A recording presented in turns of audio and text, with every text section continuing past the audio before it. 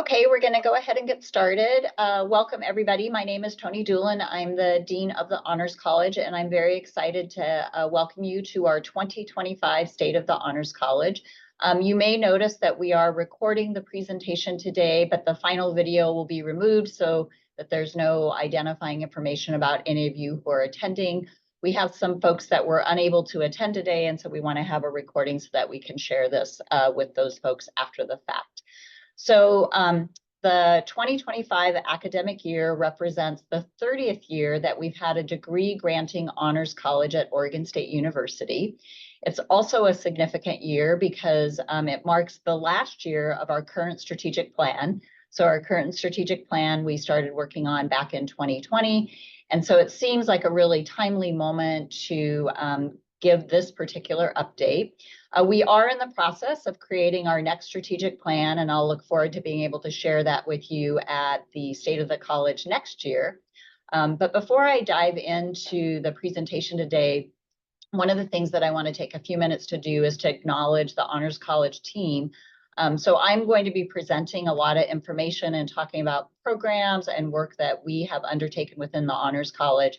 And this is definitely a we moment, meaning that the whole Honors College team has worked really diligently with me to understand what it is that we need to do to support the success of students in the Honors College. And also, what is it that we need to do to support the university's strategic goals? And we are very excited with Prosperity Widely Shared, which is the university's overarching strategic plan. The high-level strategic goals of that plan are a university that is focused on big discoveries that drive big solutions. The Honors College is very connected through the work that our students do in the research and scholarly domain. The second goal of Prosperity Widely Shared is a university where every student graduates. And we will actually, I have quite a few slides today that talk about the work that we're doing to make sure not only that every student graduates from OSU, but that all of our students can complete that honors baccalaureate degree and have the experience that come with that honors degree.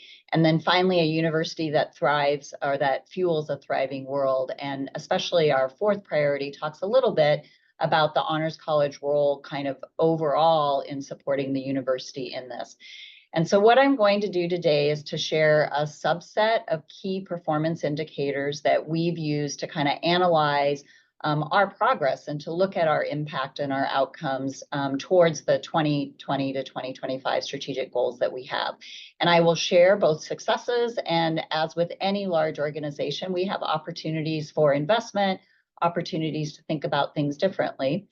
So during the presentation, the chat is open, so feel free to type any questions that you have during the presentation in the chat, and then we'll unmute everybody at the end of the presentation, and so you can actually ask questions directly.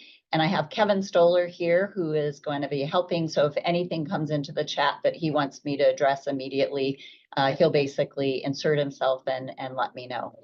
So I tried to narrow this down. As any of you who've attended these in the past, I always have lots of things I want to share. So I'll try to get through these things as quickly as I can and still leave some time for some discussion at the end. So our very first strategic goal, our strategic priority, is to make the transformative honors experience accessible to all Honors College students. Within the strategic priority, we have 5 goals, and today I'm going to just focus on 4 of the goals that are part of this priority.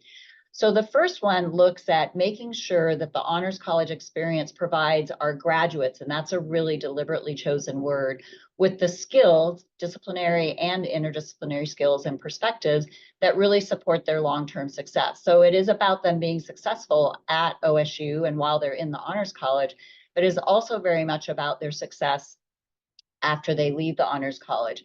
And one of the mechanisms that we have for understanding this is looking at meeting the college's learning outcomes, which we kind of refer to in shorthand as scholarly inquiry and engaged inquiry.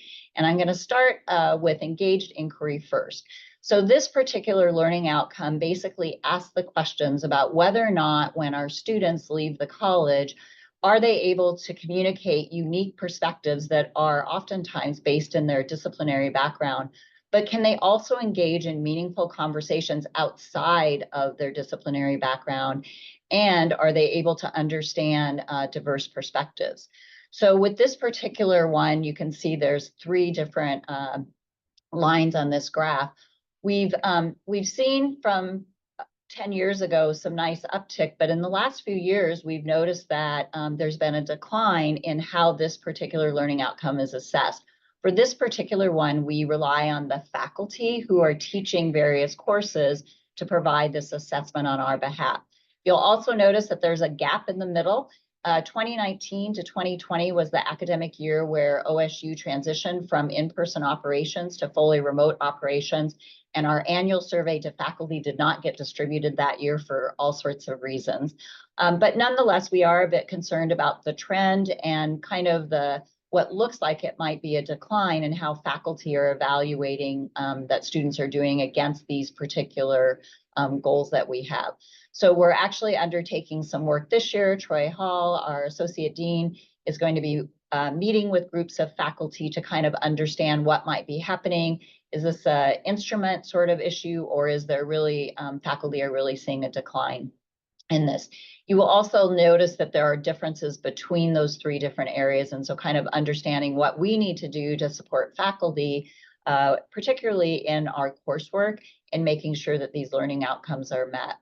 The next slide, I think, is really informative, though, because it gives us some insight about where we need to focus. So when we talk to students, students share perspectives with us through an annual survey that we do in the spring of each year. So these are data from our 2024 annual survey.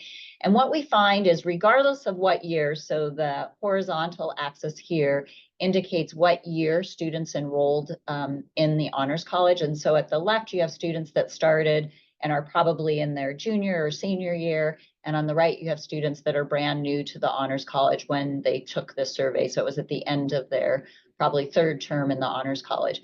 And what we find is that when we ask students, what are the courses, the activities that you participate in as being a member of the Honors College that have an impact on the growth in engaged inquiry skills? And overwhelmingly, students find that the Honors College colloquia, which is a core part of our curriculum, are really impactful. So colloquia either enhance or were transformative to them in developing those skills. And so one of the things that we're looking at as we talk to faculty is really doubling down on understanding how colloquia are delivering on our ability to improve the inquiry skills of our students in the Honors College. Other activities like co-curricular activities, non-colloquia honor sections of courses seem to support the development of engaged inquiry skills, but are much less impactful than the colloquia are. The other learning outcome I mentioned is scholarly inquiry. Scholarly inquiry as a learning outcome is largely met through the work that a student does in partnership with our academic faculty in conducting research or scholarly activities that culminates in their Honors College thesis. And in this case, this is a 1 to 6 scale, and we basically look at are students able to write, present, and defend their honors thesis. Right now, we collect data from the student themselves. So that red line, which is the lowest, is the student self-assessment of their skills in these areas. And then we've got collect data also from the mentor, who's the primary faculty member who's supporting the student with their Honors College thesis. And then we have committee members. One of the challenges we've had with this particular assessment mechanism is that we've seen a fairly significant decline in response rates, particularly from our faculty mentors and our committee members. Coming out of COVID, people get a lot of surveys, and sometimes this particular survey gets lost in everything else on a faculty member's plate. And so again, Troy Hall, our associate dean, is actually doing some focus groups. And then we're also, we implemented a change this year where we send this assessment right after the thesis defense. Hopefully it's fresh in the mentor's mind, and hopefully it's fresh in the student's mind. And we're hoping that that will also increase response rates. But just to give you a sense of scale, we're only getting these surveys from about 33% of the students and the committees that complete their thesis in a year. And so we would really like to see much higher, like we saw in previous years, response rates to understand what we can do, again, to support mentors and students in developing these skills. The next strategic goal within strategic priority 1 looks at 2 really important things. And in order for us to provide a transformative experience, we want students to, all students, to be able to participate in the honors thesis process and make sure that we increase the number of students who get to that point, and that we really equalize representation of students who are participating in the thesis process. And similarly, at the point of graduation from OSU, we'd like to see the honors degree completion rate really mirror the population of students that we support. And so in the next 2 slides, I've really focused and trying to show you some of the ways that we're looking at our data to proactively identify and understand which students perhaps need different supports to be successful. The first couple slides are focusing on that thesis completion. So this particular set of data looks specifically at students who are in their 4th or 5th year in the Honors College, and they do not, or they have a thesis mentor on file with us. What we know is that once students have a thesis mentor identified, they will finish their honors thesis. If they don't have a mentor identified, the likelihood that they're going to graduate from OSU with the honors degree is much, much lower. And so in this particular slide, we're looking at all applicant types. So these are students who start in the college as first years, students that transfer into the college because they were already at OSU but not in honors, or perhaps come to us from a community college or a different university. But in this particular slide, we've actually broken out the data by the financial need level of the students. The 2 highest bars you will notice are students with low financial need or no financial need. These data might suggest that one of the things that's challenging is for students with high levels of financial need, perhaps it's difficult to get started on that thesis process and identify that thesis mentor because they're limited in time. Many of these students might be working part-time jobs to help pay their bills and to make ends meet. But again, if we were just to look at this data overall, we don't see this nuance of understanding which are the students that really need our attention and extra support. Some of the initiatives that we are actively working on right now, and I think really important to moving the needle on this for all students. One is we're working to identify a new position that we call faculty mentor connectors that will exist across both of our physical campuses, Cascades and Corvallis, and also be available for our students who study online through eCampus. And these faculty mentor connectors will basically help students who've been identified by our advising team as not making progress in finding a mentor, will help introduce students to the faculty who are engaged in research that is connected to what the student wants to do. We are also going to be piloting in the next couple terms some group mentored thesis projects where we basically have a faculty member who has a really interesting set of projects in a particular topical area, and then they'll actually be recruiting students directly into these projects. It's a little bit similar to how OSU does our freshman kind of research engagement program, which we call URSA. So we're super excited to see if this might help some of these students who are struggling to find their thesis mentor and waiting until the very end. So if you're a 5th year student, you only have a couple quarters left and you don't have a thesis mentor, the likelihood that you're going to complete your thesis is very low. We move back on this slide even earlier in the pipeline, if you will, and this is specifically looking at our largest population, which are students that come to OSU in the Honors College as first year students. And it looks at them in their 3rd year.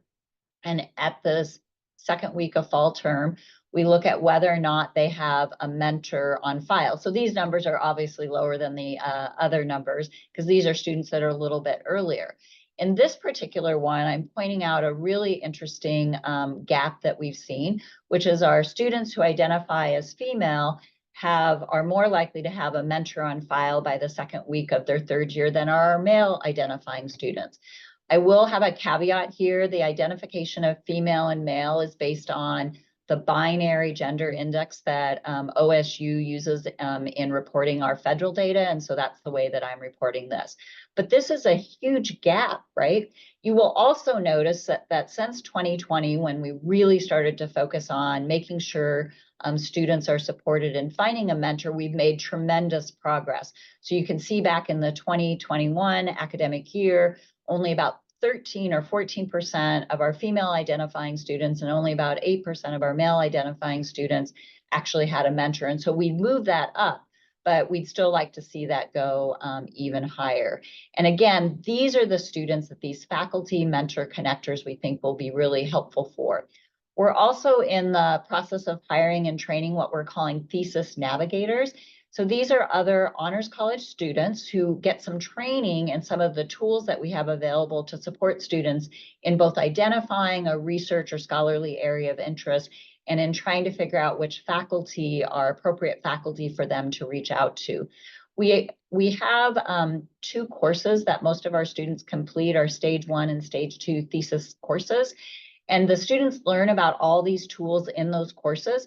But some of these students will take these courses as a first-year student, and by the time they get to their 3rd year and they really start thinking about identifying that mentor, they've forgotten about the tools or they aren't really sure about the next steps. And so the idea is that these thesis navigators, other Honors College students who've been trained, will be able to help them get unstuck, if you will, and get to that critical step of identifying a thesis mentor.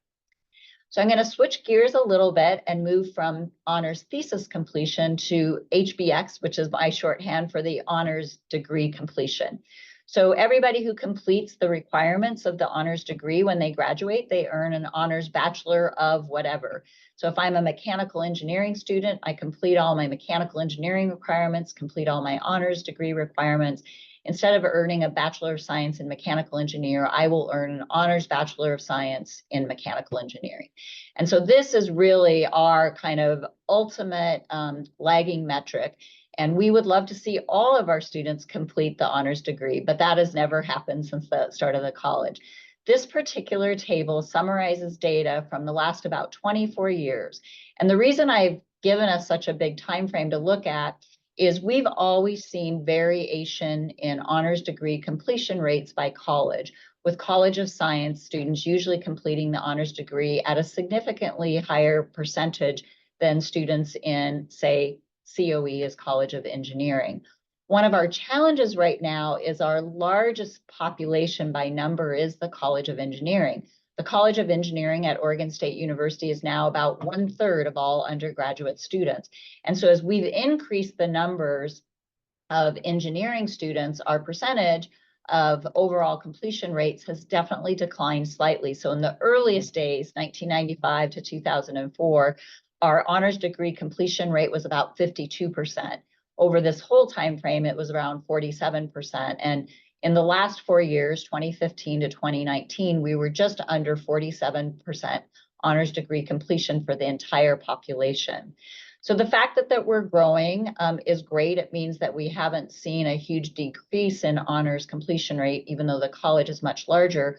But we know we're going to have to do some work in order to get these numbers up even higher.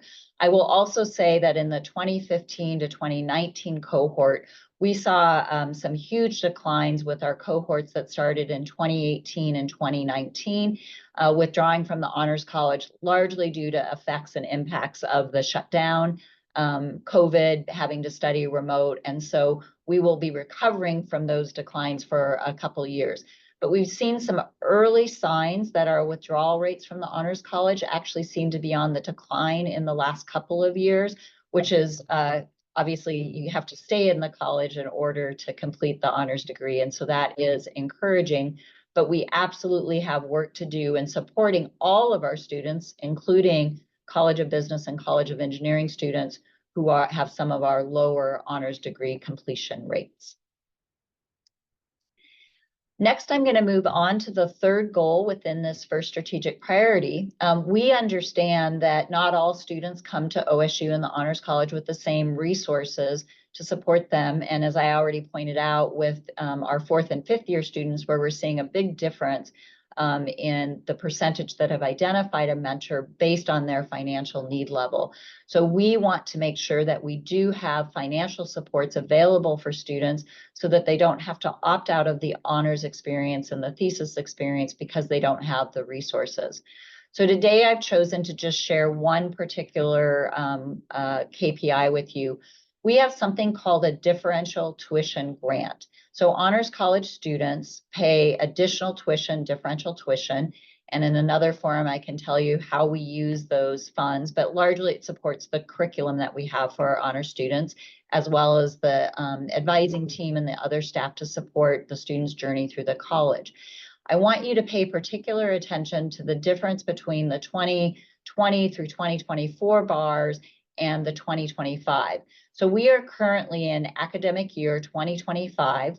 We are still just slightly over halfway through our academic year, and we have seen a huge increase in the number of requests for differential tuition grants. Differential tuition grants are specifically for students who have some unexpected or emergent need come up, and they basically need financial resources so that they can continue to stay in the honors college, and in some cases at OSU. So we have seen a huge uptick in the applicants.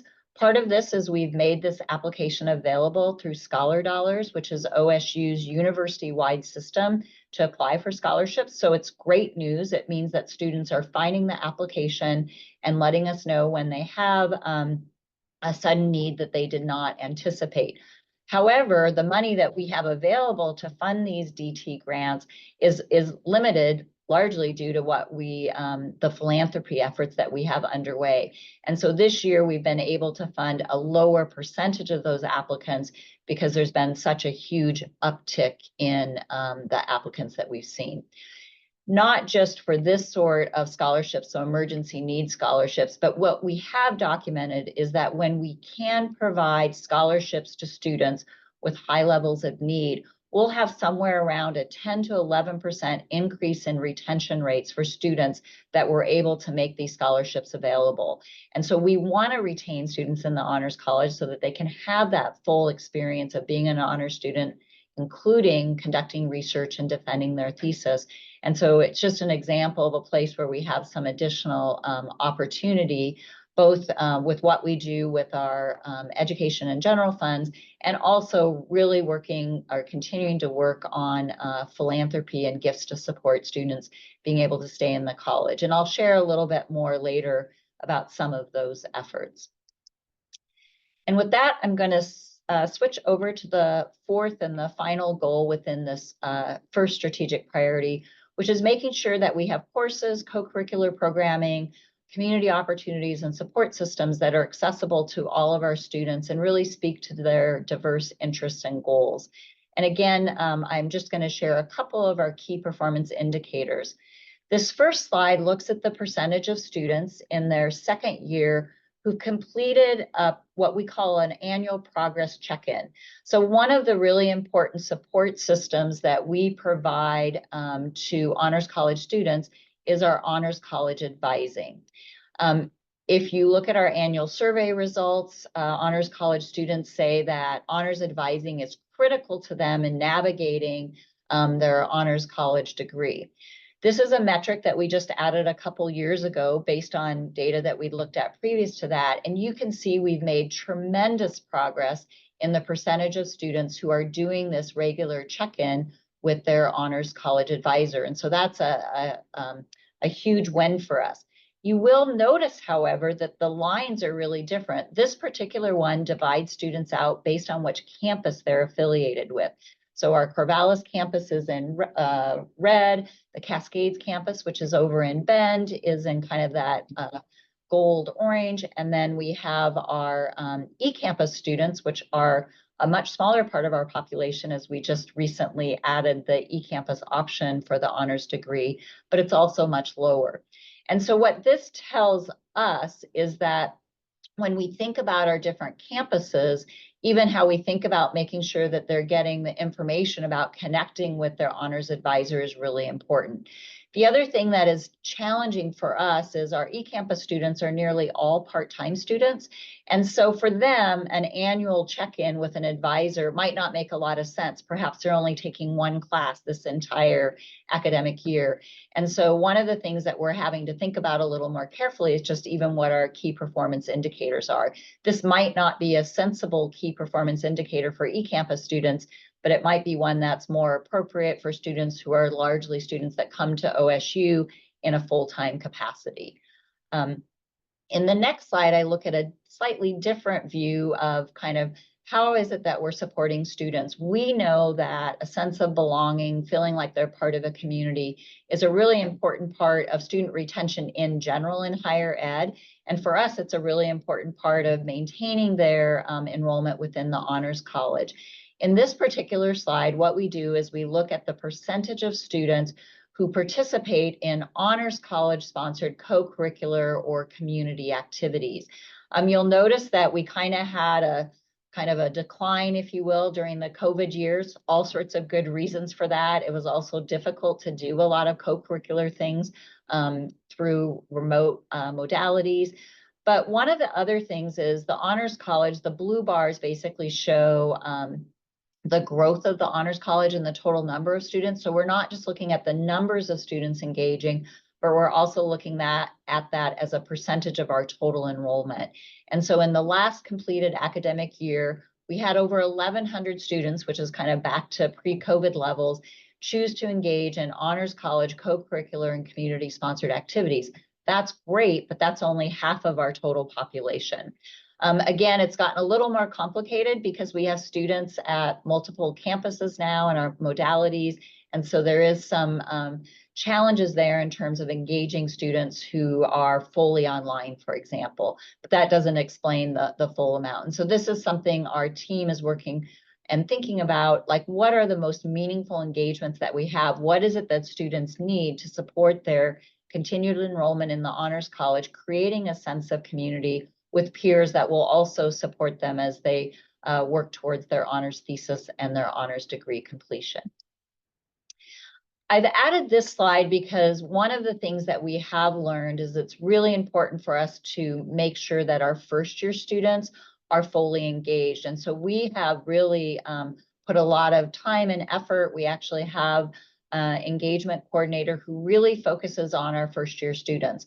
Our goal is to have 85% of our first year students fully engaged in Honors College co-curricular activities. And the reason for this is as students spend time at OSU, we know that they're going to be involved in activities and communities outside of the Honors College. But in that first year, we want to make sure that they have a sense of connection with and to the Honors College. You'll notice that I think it's in our 2021 academic year, there's a really high level of participation. That was actually COVID year. And we did something we'd never done before, which we mandated that all students participate in kind of a virtual online community because we were so worried about losing connection. There were some great things about that and some important things that we learned through that process, but it wasn't something that could be sustained once we went back to kind of in-person operations. So this is one where we're doing okay, but the numbers of students we're supporting, as I'll show in a little bit, has grown a lot. And so part of it is how do we scale our programs? And then specifically for first year students, how do we make sure that we're supporting all first year students? You can imagine somebody who's an eCampus student, perhaps a parent, is part-time employed. How we engage with them is going to look really different than maybe an 18-year-old student coming straight from high school, coming to OSU as a student in the Honors College. Now I will jump into our second strategic priority, which is focused on both students and the processes and the people that work within OSU to support these students. And I'm going to share data from just 2 of the 3 goals that are subsumed in this strategic priority. Tony, before you move on, sorry to interrupt. There was a couple of questions since it was relevant to the previous goal about course availabilities and particularly students feeling like there weren't courses available, or they had trouble getting into courses in College of Engineering and College of Science, and wondered if you could speak to that at all.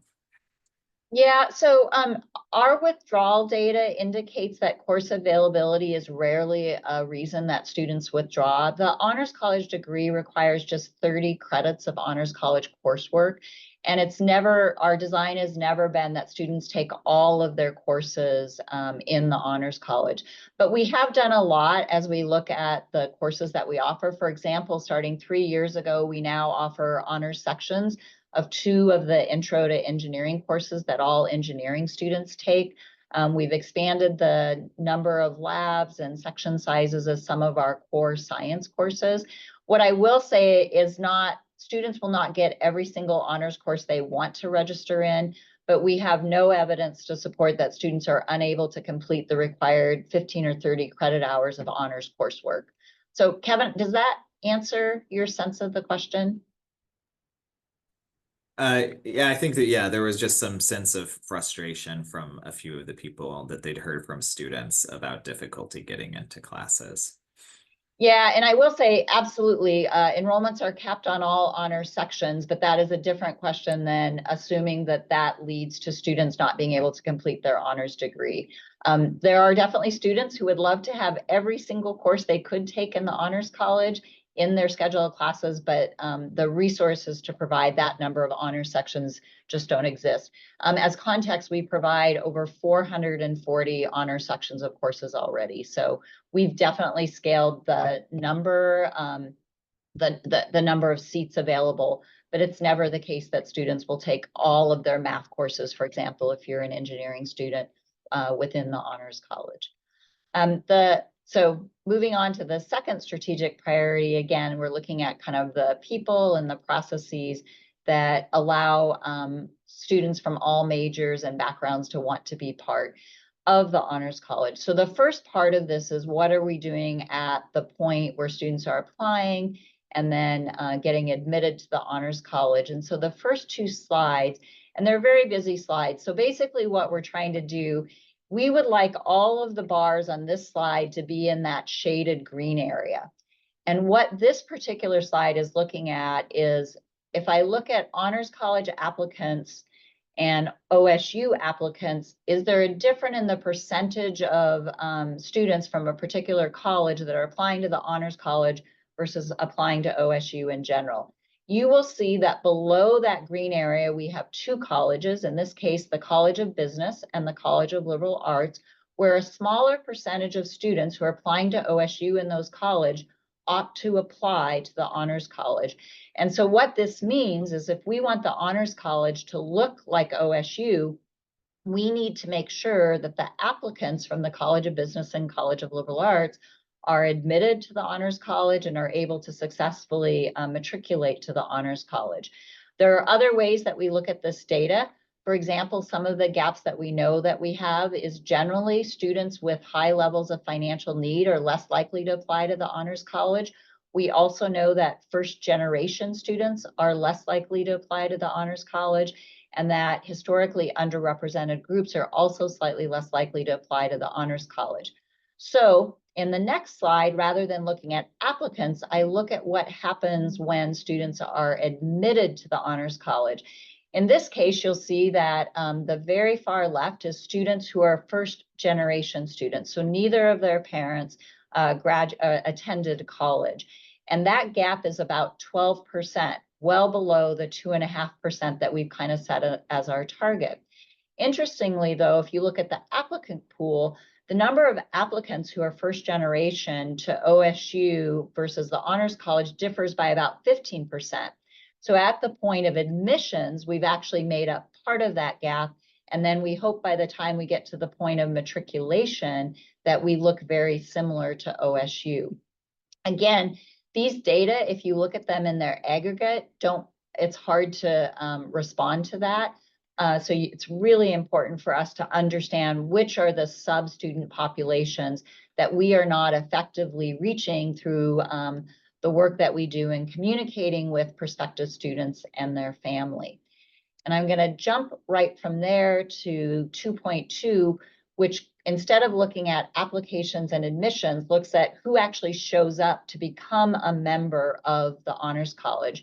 And our goal is that the Honors College population represents broadly the diversity of the OSU student body, and that students do experience the Honors College as a welcoming and accessible community that is inclusive of whatever perspectives, goals, backgrounds, and interests they bring. So in this case, I've chosen, because it's actually a KPI that I've talked about in some previous State of the Colleges where we've done some significant work. In this case, we're actually looking at confirmed. So these are students who matriculate to OSU, and we're looking at it based on, again, binary gender. So students that are male and female. On the left is female, and on the right is male identifying students.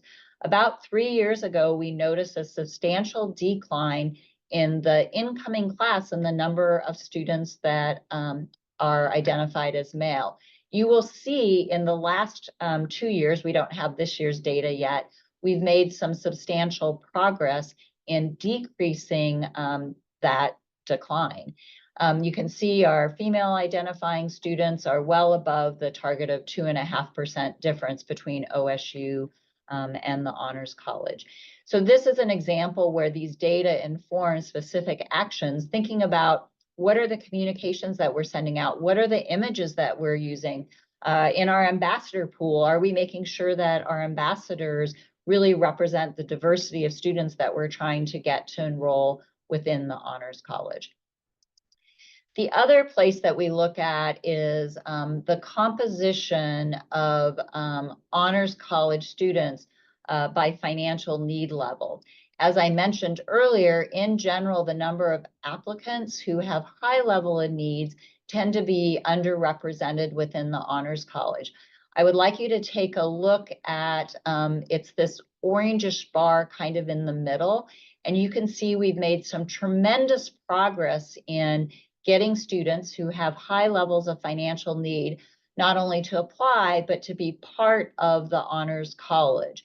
This is a huge win, but it also means that we need to have the resources to support these students as they progress in the Honors College and as they need to make investments of time and resources into the thesis process. We've also done some really good work. This pink line at the top is students that are unknown. And OSU has worked really hard in messaging and making sure that students know how to complete the FAFSA, or if it's appropriate to them, the ORSA, to make sure that OSU does know what their financial need level is so that they can get appropriate financial support and scholarships.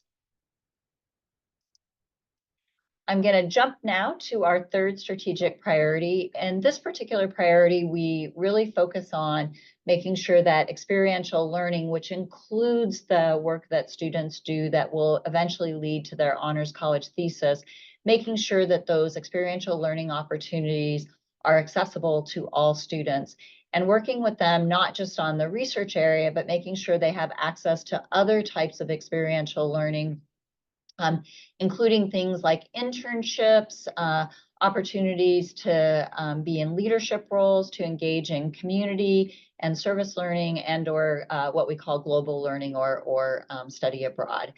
So in this one, I'm going to just talk about KPIs associated with 3 of these goals. And so in the first one, we want to make sure, obviously for us, thesis is always top of mind.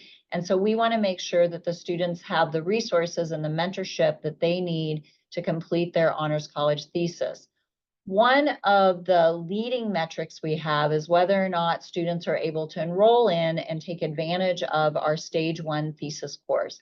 So this particular course really helps, hopefully, to demystify the thesis process, hopefully take away some of the angst or concerns that undergraduate students undoubtedly have. They've never done research at this level.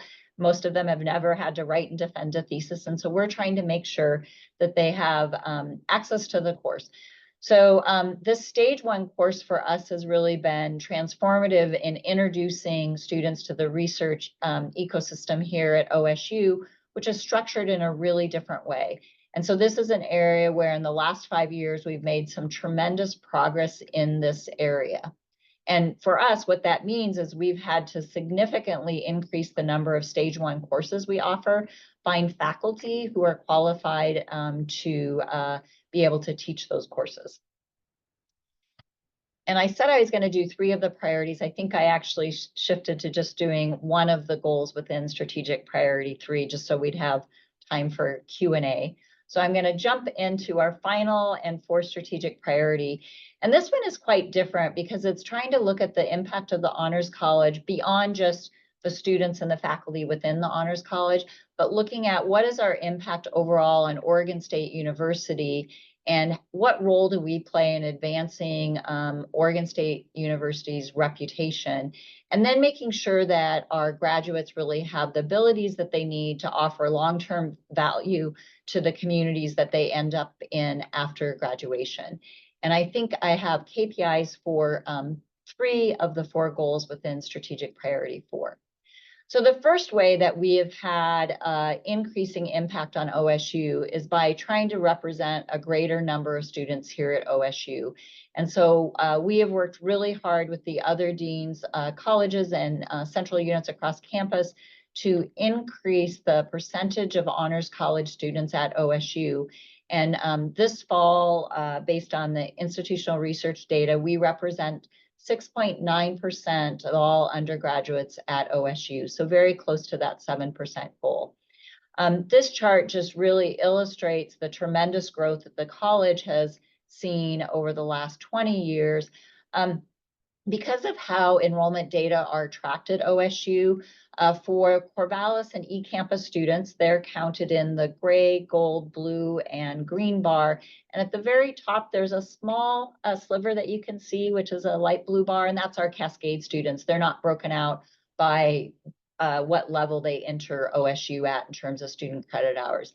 But you can see that we have grown from a college of under 500 students back in 2005 to a college that at one moment in time, which is week 4 of fall term, to over 2,200 students. And so part of our impact has just been through our growth. However, that growth has not been exactly the same across all the academic colleges. In this chart, similar to those kind of enrollment charts I showed earlier, what we would like is for every college to have at least 5% of the students in that college be part of the Honors College. And you can see we've met that in many of the colleges, and some are very close, but we still have some significant opportunities to grow enrollments of undergrad students who are in the Honors College in business, forestry, health, College of Business, as well as the College of Education. For those of you who might notice, the College of Education just has 2 years of data. Prior to 2 years ago, we didn't have a bachelor's only pathway in the College of Education. But again, it's well below the 5% target. And so additional work to make sure that students in these colleges are aware of the opportunities provided by also being part of the Honors College. In this next goal, we're really looking at how do we make sure that we are engaging positively within OSU and the Honors College, specifically with families, alumni, community, and business leaders. And so the KPI I have for this looks at external folks. So these are non-OSU folks who have engaged with us in a particular year and am engaged specifically in Honors College events and activities. And there's lots of different things that this encompasses. And one of my very last slides actually shows you some of the upcoming events and activities that we have.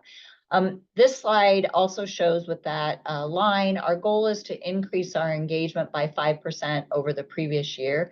Not surprisingly, 2020 and 2021, well, 2020 in particular, we had to cancel a lot of in-person events as the opportunity for doing things in person went away. In 2021, we regrouped and did a whole bunch of stuff, moving it to kind of remote virtual participation, including this forum. This used to be done in person, and since 2021, we've done this as a virtual event. And then you'll see in the last 2 years in particular, we do a mix of events that people can participate virtually, usually via Zoom or webinars. And then we're also doing a whole bunch of things in person again. And so we're really seeing some tremendous growth. And if you just look at, 2018, where we engaged around 200 people outside of OSU in some way with the Honors College, and we're almost at 800. And we are confident that we can continue to grow that at that kind of 5% per year clip. And so part of this is telling the story of the Honors College. Part of it is also bringing leaders to campus to talk to our students, just a great resource for our students. And then I'm going to switch to the third KPI in this area, which is looking at tracking and increasing awareness of the positive impact that our students, faculty, and alumni have within their communities. And so this is really around how are we communicating our story. I'm just going to focus on a couple of our publications. We have a family newsletter. Some of you are probably parents of first and second year students. And that family newsletter, which focuses on first and second year students in 2024, went out to almost 7,800 email accounts. The other publication that we have is our Honors Link newsletter, which is emailed to folks. And back in 2021, that went out to just under 11,000 people. In the academic year 2024, the Honors Link newsletter went to over 40,000 emails. And so I think that we've done, in part because of the engagement work that we've done, we've been able to tell more people about the Honors College and bring them into the community, and then making sure that we're communicating some of the work that is happening in the college. The other space that we do this in, of course, is in the social media space. This particular KPI looks at basically followers along different platforms. So back in 2021 and 2022, the primary social media platform that we utilized was Facebook. And you can see that we've seen continued growth year over year in the number of followers in Facebook. We made a huge investment in Instagram, which is largely student facing, but also of interest to stakeholders like parent and family members. And then we have smaller presence in LinkedIn, TikTok, and it says Twitter. I should have updated. That is X now. I just didn't get my slide updated. And so this is definitely a place where we know that for a lot of people, social media is how they choose to engage and get information about what's happening in the Honors College. And so we've invested in that in a real way. I'm going to end in kind of a really different sort of way. We have a specific set of KPIs that looks at the number of Honors College students who are involved in something that is called National and Global Scholarship Advising.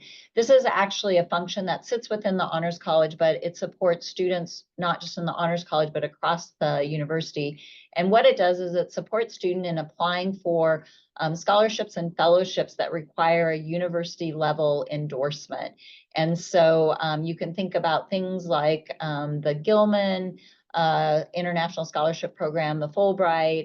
Some of you might have heard of things like Schwartzman or Rhodes, Truman. These are all scholarships that require this sort of endorsement. And the best way, I think, to tell our story about the impact of national and global scholarship advising, not just on the Honors College, but on the university, is that in 2024, 482 students were advised by this office. 131 of those. So remember, we're only 7% of the OSU undergrad population, but 131 of those advisees were from the Honors College.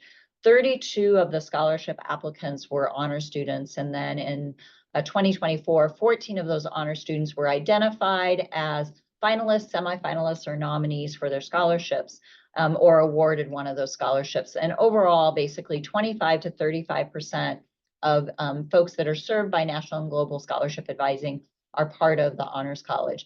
And I want to tell the story of Aubrey. So Aubrey graduated in 2024 with her Honors Bachelor of Arts in Spanish and International Studies with a minor in education. She was a recipient in 2022 of the Gilman Scholarship, which allows students who are Pell eligible to complete a study abroad. And she did that and was so inspired by that work that she then applied for a Fulbright, where she's at right now in Columbia as an English teaching assistant. And so basically, with her, the experiences and skills that she gained through her study abroad in both of these opportunities, again, supported through National and Global Scholarship Advising, she's now on her way to pursuing her goal to earn a graduate degree and become a high school Spanish teacher. And so I think that although I always like to share our quantitative data that a lot of our story really is best understood through our Honors College newsletter and magazine, through the stories of the individuals that are part of the college and that we have the privilege of joining on their journeys in higher education. So before I close and we open it up to just general questions, I do want to make you aware of opportunities that are up and coming because people are joining us from all over. We have a number of Honors College networking events. We have one in Corvallis. We have one coming up in Seattle. And then at the end of May, one in Southern California. Oh, and in mid-April, Boston, if any of you are joining us from the East Coast. And then we have our Portland one on April 10th. We also have our spring family event coming up on April 18th. And I think that's going to be focused on understanding the honors thesis process from the perspective of students and committee and thesis mentors. And then OSU, of course, supports our volunteer summit on the 25th. And I hope all of you will find a way to be part of Damn Proud Day, which comes on April 30th. And then finally, we are hosting our 30th anniversary reception and our Corvallis Thesis Fair in mid-May. And so if those are things you're interested in, do be sure and let us know. And with that, I'm going to open it up for questions. I'm going to stop sharing so I can actually see everybody in the Zoom room. And then I'm going to maybe rely a little bit on Kevin because I see 29 questions in the chat. So if there's some high-level questions that have come up that I might be able to address. Yeah, there's been a lively conversation there. And I appreciate everybody's thoughts. A question to start, I think, is a good one from John. Do we compare our statistics with other honors programs and universities, and are there similar trends? Yes and no. So I'm really active in two national organizations. One is called HERU, which is the Honors Education at Research, and we actually have conferences every other year where honors deans and honors program directors meet on a regular basis and share best practices. And then APLU, which is the Association of Public and Land-Grant Universities, has a council on honors education that I'm in a leadership role and very active in. It's difficult because honors programs and honors colleges are really, really diverse. We are one of the few degree granting honors colleges, so that makes it quite different for us. We actually have to audit degrees because students don't just have a transcript notation by completing a couple activities, they actually earn a different degree. And so there are elements of our structure that make us really different. I will say it was actually my colleagues about 4 years ago that let me know about their declining enrollments of male students in their colleges that led us to start looking at our own data around this area. So I would say we definitely do a lot of benchmarking in that space, but you have to be careful that you're comparing apples to apples because structures of honors programs and colleges really vary a lot across the country. Another question regarding curriculum, and we don't have a lot of time, but there may be some interest in how we develop curriculum overall. But you showed the increase in enrollment. Has the number of class seats or availability of classes matched the increase in enrollment? Yeah, so all the data we have suggests that we have more than kept up with the enrollment growth. I will say that one of our biggest challenges, though, is how difficult it is to have appropriate classes for every college and every major. And part of that, I'll just give you a really simple example. In the College of Business, for example, all students who are earning a business degree have about 5 classes that all students have to take. If I go to the College of Health, no 2 majors have a single class that is the same required class. So as an honors college, if I only have 10 kinesiology students, 5 nutrition students, and maybe 10 students in human development and family sciences, there's not one course that hits all those students, but there's one course I can offer for all business students. So part of how we're addressing this, and I didn't talk about this at all, but we have put in a curriculum proposal to actually adjust the requirements for the honors degree to give students more flexibility. Simultaneously, OSU is adopting a new baccalaureate, what we call our bac core now, soon to be called core education, a new set of core education requirements that actually will give us some structure to be able to make sure that regardless of major, the same number of course opportunities are available to students regardless of their major. I will also say that for our smaller campuses, which is eCampus and Cascades, it's tricky because we have so few students, you don't have critical mass in any one major. And so it can be challenging to find the right sections to offer, the right courses to offer honors sections of. There's a question of when the faculty group thesis project opportunity will come online. Oh, great question. So the first of those opportunities is actually starting next term. We have our very first faculty member who's agreed to this, and that project will be running spring, fall, and winter. And we're in conversations with about 4 or 5 other faculty that we're looking at opportunities that would start fall, winter, spring. These opportunities will be specifically directed at students kind of in their 3rd to 4th year, ready to graduate, don't have a thesis mentor, have kind of gotten stuck. And so the pilot effort is really going to focus on students that we know at this point are unlikely to complete the honors baccalaureate degree without this intervention. Is there an increase in enrollment? Excuse me, sorry. Have we seen any correlation between the increase in enrollment and challenges in finding a thesis mentor? That's a hard question to answer. Based on the KPIs, so we have anecdotes of some students who reach out to multiple faculty and kind of get stuck, but there are also part of our challenges helping students understand not narrowing in on too small of a topic that you can't possibly find the right faculty mentor, and then the timing and how that outreach is done. I am concerned about the capacity of the research active faculty at the university to support a larger number of honors theses. And frankly, that's part of the reason for this group mentored thesis process that we're engaging in. And I will say that idea actually came from a HERU conference I attended last May, and it's basically modeled after a program at Michigan. I always forget if it's Michigan or Michigan State University. I think it's Michigan State. So one of the ways in which we're using our peers to help us think about things differently. But I will say, any of you who joined us even 3 or 4 years ago, I talk a lot about how do we personalize the honors experience and how do we do that at scale.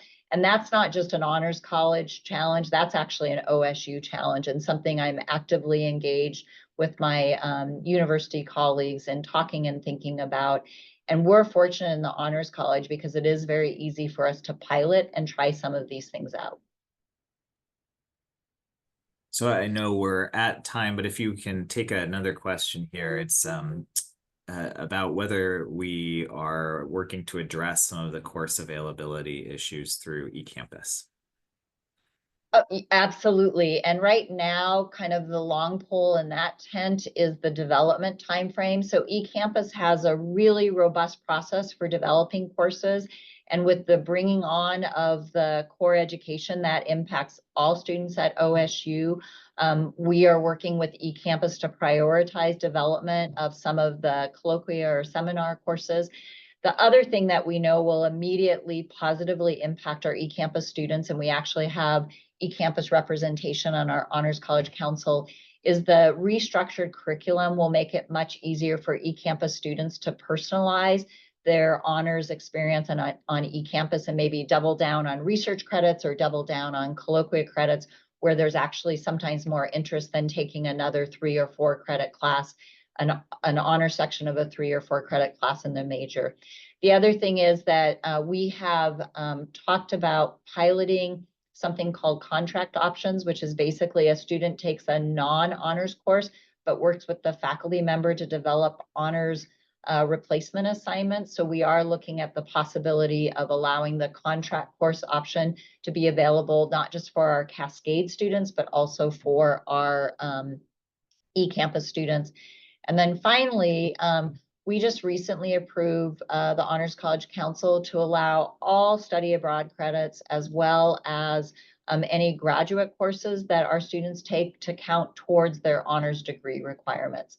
And so anybody who has specific questions about that can reach out to Troy Hall or myself to get more information.